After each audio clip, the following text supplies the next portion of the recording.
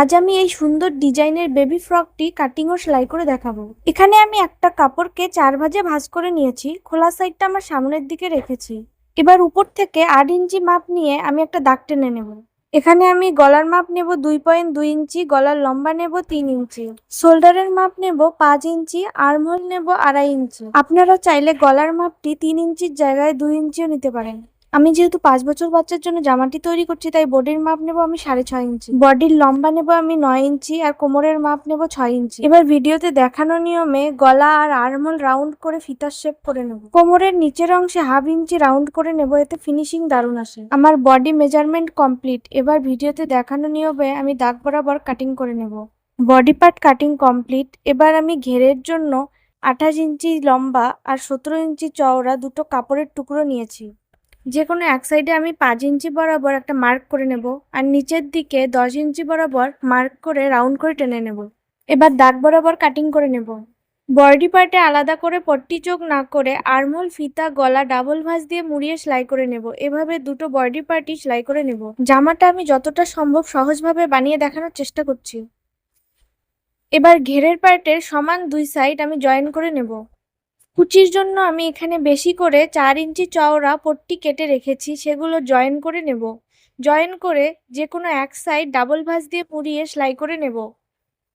ঘেরের পার্টের ভালো দিকের উপর কুচির পার্টের ভালো দিক বসিয়ে আমি ভিডিওতে দেখানো নিয়মে কুচি করে করে সেলাই করে নেব। জামাটার কাটিং আর সেলাই এতটা সহজ যে আপনারা না বানালে বুঝতে পারবেন না। তাই দেরি না করে ঝটপট আপনাদের ছোট্ট সোনামণির জন্য এই জামাটি তৈরি করে ফেলুন। কুচি করা হয়ে গেলে আমি কুচির উপর চাপ সেলাই বসিয়ে নেব। চাপ সেলাই দিয়ে নিলে সেলাইটি অনেক মজবুত থাকে আর কুচিগুলো দেখতে সুন্দর হয়। আমি 5 বছর বাচ্চার জন্য জামাটি তৈরি করে দেখাচ্ছি। আপনারা কত বছর বাচ্চার জন্য জামাটি তৈরি করতে চান অবশ্যই কমেন্টে জানাবেন। এবার একটা বডি পার্টের উপর আরেকটা বডি পার্ট বসিয়ে এক সাইড জয়েন করে নেব। ঘেরের পার্টের উপর ভিডিওতে দেখানো নিয়মে ছোট ছোট করে কুচি করে সেলাই করে নেব।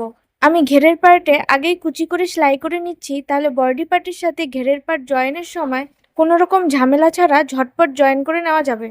ভিডিওটির কোথাও বুঝতে অসুবিধা হলে অবশ্যই আমাকে কমেন্টে জানাবেন। বডি পার্টের মাঝ বরাবর বডি পার্টের ভালো দিকের উপর ঘেরের পার্টের ভালো দিক বসিয়ে সেলাই করে নেব। ভিডিওটি বুঝতে না পারলে ভিডিওটি পিছিয়ে আরেকবার দেখার চেষ্টা করবেন, অবশ্যই বুঝে যাবেন। বডি পার্টের আর এক সাইড জয়েন করে বাকি ঘেরের অংশটা সেলাই করে নেব। আপনারা কে কোথা থেকে ভিডিওটি দেখছেন অবশ্যই কমেন্টে জানাবেন। ঘেরের পার্ট লাগানো হয়ে গেলে খোলা অংশটি ভিডিওতে দেখানো নিয়মে চাপ সেলাই বসিয়ে নেব। পিছনের গলায় 3-4টা কুচি করে সেলাই করে নেব, আর সামনের গলায় ভিডিওতে দেখানো নিয়মে কুচি করে সেলাই করে নেব। জামাটি কেমন হয়েছে অবশ্যই কমেন্টে জানিও, আর ভিডিওটি ভালো লাগলে লাইক, কমেন্ট, শেয়ার করে দিও।